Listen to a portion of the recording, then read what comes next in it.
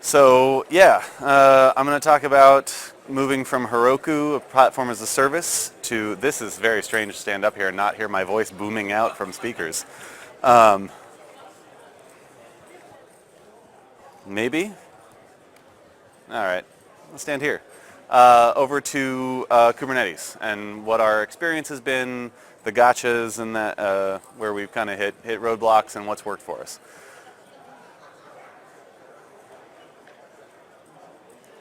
All right, sweet. So GoSpotCheck, mid-sized startup. We're based out of Denver. We have about 200 plus enterprise level customers, 135 employees. Been around for about 8 years. I'm putting these numbers up largely so you can get a sense. I know a lot of people here are coming from companies that are like massive enterprises and stuff, and so to put our experience in context, we handle our product is a mobile application that you take out, and someone at the central office sets up missions of data to collect. And I might be working for Pepsi, and I go to Walgreens and I say, yeah, everything's in stock, the Pepsi's at eye level, et cetera, and then that gets sent back into a central office for data analysis. So we get about 200,000 of those kinds of task responses a day, about 200,000 auth calls per minute internally, externally of retrieving JOT tokens, authenticating between services and that, just for a sense of the traffic that we're going through. Might be huge, might be minuscule to you, I'm not sure. Yeah, I'm gonna do what I do and hit. So, going through kind of what the full transition has been. Company started on Heroku. I really like this. I think when I was telling Frank a second, I'm not pro enough to be here. I think I have 100% more South Park GIFs in my presentation than any other presentation. But I like this thing because in this episode, the long ago was like 2 weeks ago. And I very much feel that in this section of our industry, I'm going to get to this later, but like 2 weeks is a long time. And so, when I say we were on Heroku, we're largely still on Heroku, and we were on, but a year and a half ago we started this transition that I'm about to talk about. So what are the pros of running on a platform as a service? Well, you don't need me. You don't need my team because they just kind of do it. For those of you who aren't familiar with Heroku, you can take your code and you can say git push Heroku master, and they'll just take it and deploy it. It's very auto-magical. Scales very fast. You can just hire on devs and they can get your code out and get it running. Everything can be attached. So if you need monitoring or logging or any of these things, you just tell Heroku, yeah, take this thing and put it on my app for me. You don't have to worry about any of the config management or any of that. It's very powerful in that way. It's also extremely expensive. You're paying for all that value that they're providing. It's very cookie cutter. There are very standard configurations that they provide for everything, and we've run into that because it only scales so far. We hit a database issue a while ago where our database only had 8 gigabytes of RAM assigned for something that we felt we should have had closer to 80 gigabytes of RAM assigned for, and when we asked if they could do anything about that, they were like, no, that's not how we configure databases. That's it. Okay, well, so we've kind of outgrown this platform. Watching the talk before mine, it was interesting to see, and then the evolution is to platform as a service. Well, we're devolving because there's a point at which those platforms are only good for a certain level of convenience and scale, and then you get out of them. They can also create terrible patterns. When you give really powerful operations things to people who don't understand operations, you get terrible patterns. So convenience. You want metrics? Yeah, New Relic. We ended up with SumoLogic because we can just tell Heroku, attach SumoLogic to our stuff, and they just do it, and that's great. You want dashboards? Here, Librado. You want to fork your production data into all your other environments and pull it down to your laptop at any time and take it home? It's a CLI command. Go for it. Really easy to do. We don't do that anymore, but you can. And so we're having to work back against some of those patterns that got created. So we get to this issue of scale, right? My 9th day at work, well, that person just isn't getting their report. Told me by my boss who had to go into a queue and just kill a job because it was using more RAM than the largest instance that we can get off of Heroku. So it just, got to get rid of it. That person just isn't getting their report. You hit a place where you just run out of scale. Phases in a startup. we're in phase B right now, right? So you have this point where you're, this guy's been told that, right? So early on, just throw money at it. And then, last year we hit our first year where we didn't grow 100% every year. And it was like, wait, don't do that anymore. Why are we spending $80,000 on databases? Well, because you just said to keep making them bigger. So you get to a point where you have to start thinking about, actually not even controlling costs, just thinking about your costs, right? And that's another place that we hit, and that led us to going, well, we need to get off this platform. So we ended up with a blank slate. With that blank slate, we said, okay, we're starting over. We have this moment where we can pick where we go in the future. We have to move, right? There's a meaningful reason to move. So let's future-proof ourselves as much as possible. And I was largely hired in because I'd worked in a company that had previously made that transition, and Kubernetes was the direction we chose to go. And this is my favorite quote about it. Kubernetes is the Linux of the cloud, from Kelsey Hightower, right? Like, it's the thing that everything is going to run on in the future. You may not interact with Kubernetes directly, but the PaaS that you get for your next startup, they'd probably be running on Kubernetes underneath. The thing about it, though, right, is that Linux is a very complex system. So is Kubernetes. There's a lot of complexity in there, and it's all brand new, which is feel like even the bigger issue. How do we do containerization? Again, up to this point, the way we've deployed code is we've just told Heroku, here's our code, right? Go deploy it.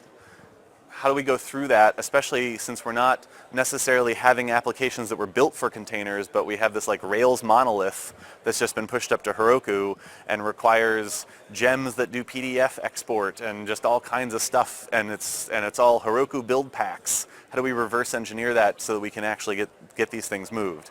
How do we handle metrics? How do we handle tracing? How do we handle logging? How do we we're building everything out from scratch in a way that we've never had to do, because we don't even have really any, legacy deployment systems. We're building it all. So, and then how do we get everyone trained up on that? Ton of questions we had to answer. Oh, I know what this is. This is an image that's taking forever to load. All right, well, I'll show it to you later. It's a map of the services that are in the cloud native landscape, and you can actually see it by going to landscape.cncf.io. I think there's like 1,025 of them or something, and that landscape 2 years ago had like 50 things in it. And so it's just an indication of how fast this realm is growing. If you go to cncf.io for the Cloud Native Computing Foundation, when I first looked at it like 2 years ago, there was Kubernetes, Prometheus, FluentD, Open Tracing, and I think Envoy was an incubator project. And now they have graduated projects, incubating projects, sandbox projects. The sandbox project has like 80 projects in it. It's just this explosion, and everything is moving so fast that it can be very hard to kind of get a grasp on what you ought to be doing. I feel like more than in any other place in development right now, other than maybe, like front-end development, there's a sense of like every week there's like, ooh, well, maybe this tool just came out, maybe we should use that, right?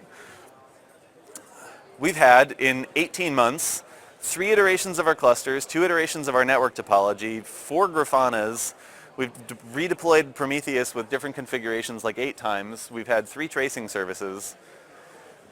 The one locus of stability in our system has been Sumo. And I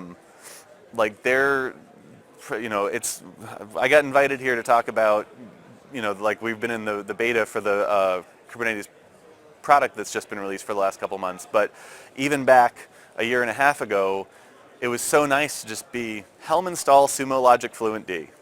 And it just works. We just get our logs. That was one of the few safe, secure pieces of continuum we had of we don't have to think about logging. Logs just go to Sumo, and everything gets shipped over. It was wonderful. So as we were building things out, we had to pick what can a team of 3 people implement and maintain, because it's me and one other guy and my manager. So it's actually really 2 people, because he does nothing but fill out RFPs and security questionnaires all day now, and go to management meetings. We have QA people who don't work with the command line, so I can't just tell people to write YAML files and kubectl apply them. We have to deploy something with a GUI. We have to be able to make it so that devs can adopt pieces of the system as they are comfortable doing so, because there's a lot to learn here, and I can't just hand someone the full stack of Kubernetes everything and have them go. We wanted everything as code because we were coming from a place where we regularly had problems because someone could just go into the Heroku dashboard and deploy the wrong branch of something out to production, and we really didn't want that to happen anymore. And we made a fundamental decision with our platform engineering team to do open source, open standard, cloud native computing foundation stuff first, if we could, right? So we're using Sumo for logs, but it's getting there through FluentD, which is an open source and open standard platform. And we had to deal with what I call the Amazon gravity well, which is like, we had some stuff in Amazon, but mostly we had stuff in Heroku, which runs in Amazon. And regardless of, like, I'm not, saying Amazon is bad here, but like, you have to, no matter what you choose, you have to be somehow around US East 1, right? Because like if you want to get vendor databases or anything like that, they're probably running in US East 1 in Amazon, even if you're not running it. It ends up being there. So we had to figure out solutions that would allow us to not kill ourselves on latency traveling in and out of Amazon. So, biggest challenges we faced. Vendors very poorly support these open standards. Apologies if you're here from New Relic or Datadog, but the biggest issue we faced is that Datadog will take Prometheus metrics, Google Stackdriver will take Prometheus metrics. If you go into Google Kubernetes Engine and turn on cluster, just a basic 3-node N1 standard one, like the standard cluster that they give you, and you install Prometheus, and you install the Prometheus to Stackdriver exporter, it costs $2,000 a month for those metrics to be received by Stackdriver. $2,000 a month, and you have nothing running. You have 3 nodes and the just general metrics that Kubernetes spits out into Prometheus. You send that to Grafana, it's $3,500 a month. Like any of these places, because they treat Prometheus metrics as like this alien thing that they have to ingest and transform and take in somehow, and so it's not native, and there's a cost to that. We're still, later on in my slide, you're going to see me refrain something that a lot of other people have refrained at this conference, which is, when are you guys doing tracing? Because I still don't have any place to send my Jaeger traces that isn't the Jaeger that I'm running in my cluster that I don't want to be running.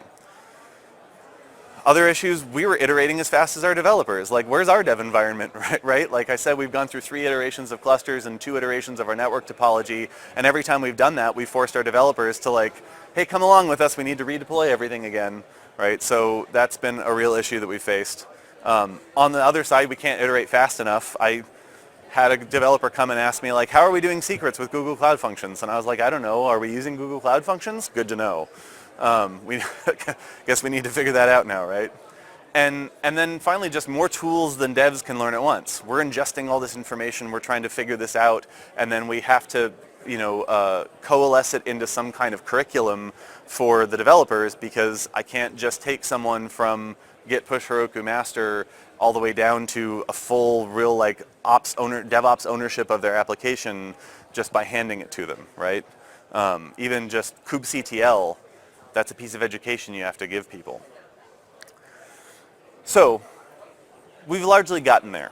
I've got 5 minutes left, so I think the thing for me, I'm going to iterate here, is that my plane doesn't take off till 8:30, so afterwards, if there's more people want to know, please talk to me. But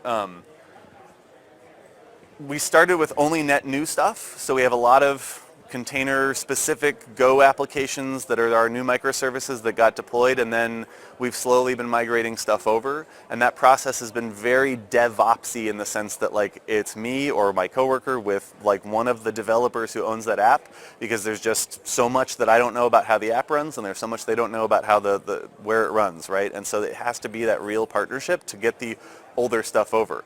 we have successfully gotten a Rails monolith over in, or a very large Rails application. So the monolith is actually coming this quarter, and it should be out by December. But that's a year and a half long process to get to the point where we're comfortable doing that. Infra as code has allowed us to move really fast and fix things, and make things both more secure in terms of roles and permissions and stuff, as well as making things very repeatable. The reason we've been able to iterate our networks and our clusters that fast is because it's very easy for us to just copy a bunch of config over, change the IP CIDRs in something, and stand up that cluster. It takes us about 20 minutes to get a new cluster up, and it takes probably an hour to move an entire environment from one cluster to another with the stack that we've got now.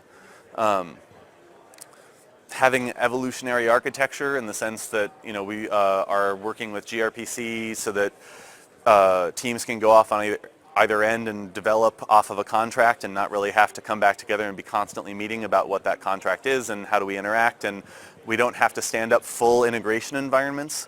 One of the biggest pieces of curriculum we've had to develop is working with developers who largely are coming from a monolith on understanding, like, don't trust anyone now. Right? Like, your application needs to assume that everything outside of it is broken, and like work in a low trust model of the network could be gone. What will you do with that, right? And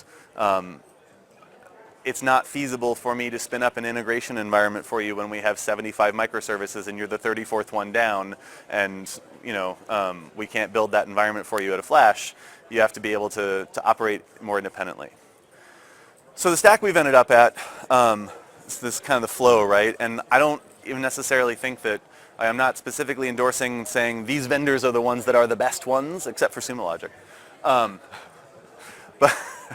But this is, it's more about like what each one represents. So we've got CI.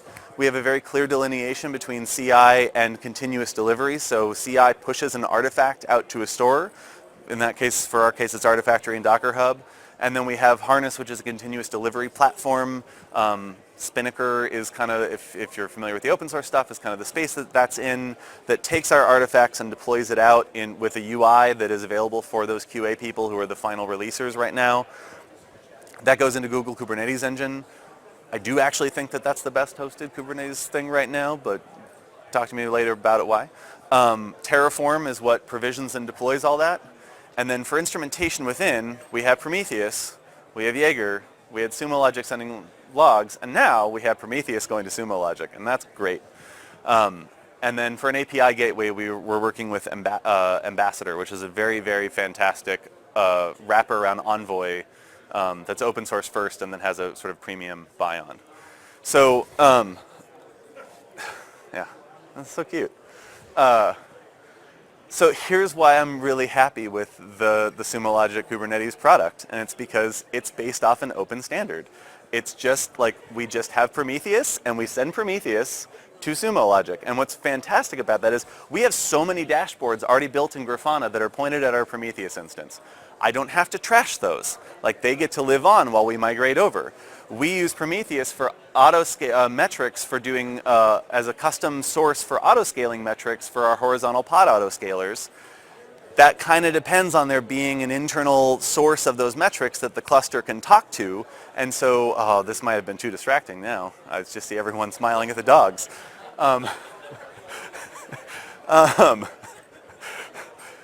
So like, we just get to run Prometheus in our cluster, do all the things we've been doing with Prometheus in our cluster, but then also have a long-term storage. We can send devs and stage and prod all there, and then retrieve all of the various environments and compare them and run analysis. It's great. Also, pre-created dashboards are great. With Grafana, every dashboard you have to make from scratch. It takes a while. It's kind of stinks. So having the dashboards that you saw are great. And the best part, and this was when Frank said this when we were talking about the private beta, I was like, oh, yes, that's what I've wanted, is that, I think you corrected me, it's 200,000 metrics that, yeah, you stand up a Kubernetes cluster, 200,000 metrics that get spit out right off the bat, right? You probably only need like 200 of them max. And so the other thing that they've done is, Frank gave me a file. It was like, yeah, here's the 200 you actually care about. And I was like, cool, now I don't have to go figure out what those are, because I never did take the time to do that. The core thing for us is we're a startup. If it's not our core business, we shouldn't be doing it. I don't want to be operating it. it's great now that like basically I get all these advantages, but I don't have to operate it. I put this in, and then you guys have all seen a whole bunch of these now probably. But it's just nice to have this dashboard up that I can just come in and look at without having to build from hand and think about what we want. So what does this provide for us? We can migrate all of our apps between clusters, zones, regions in like 30 minutes. And that's including standing up the infrastructure. We can roll back and forward at will with containers and functions. The way we do our function code is we actually package it up into a tar file, and then our continuous deployment as like an immutable package essentially, and then we can roll back and forward with those as well. Open source projects that surround Kubernetes, like this is why we went with Kubernetes. You have SSL Cert Manager. You stick that in, it's fire and forget SSL certificates. It handles all the Let's Encrypt work for you. It's just like there are so many projects like that. There's another one that just, you plug it in with your DNS credentials for your DNS provider and it'll just handle DNS for you. We enter this ecosystem expecting that there would be partners, and now there finally are for most things. So it's great to stand up here and talk about all the things that go well. I always feel like, yeah, but what you're hiding something, right? So there's a lot. Like I'm super excited about Istio. I got super excited about Istio after I got super excited about Envoy. And then like every time I look at what it's going to take to configure Istio, I'm like, oh man, that's a lot of work that I don't necessarily have time for. There's Cloud Run, tracing. We still don't have comprehensive secrets management along everything. We use Kubernetes for secrets management, which is great unless something's not in Kubernetes, right? So there's still a lot. My number one piece of advice for most things in this space, having gone through this experiment for a year and journey for a year and a half now, is for anything that you're thinking about doing in this space, ask yourself, can I wait 6 months? Because if you can, there will probably be a Helm chart for it by then. Right now, the thing like Envoy was what I was super excited about 2 years ago, but I was writing my own discovery services for it. And by the time I finished writing my own discovery services, Istio had come out. And it was the discovery services plus SSL management plus the control plane plus everything. And then I was like, well, that looks like a pain. And now there's a one-button push deploy for Istio on Google. And like, it's one of these things where there's all these really cool, exciting new technologies and you can get caught up in it. But really, if you can wait, probably wait. If you can't, move forward.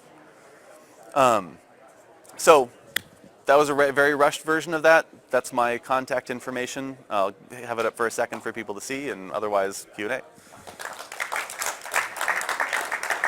For Q&A, all right, we already have our first question. Hi Dave, thank you for that. You had mentioned that some vendors treat Prometheus as if it's an alien. In your opinion, why do you think that is? Because so I'm going to pick on Datadog for a second, and not because I don't like them, but they're just the thing that comes to mind. So Datadog is based on StatsD. It's not like they have a platform they've built out that supports a different kind of metric, and so they take Prometheus metrics and they turn them into StatsD metrics, right? And so for a lot of these vendors, it's the same thing. They have an existing thing, and rather than building a product on these open source technologies,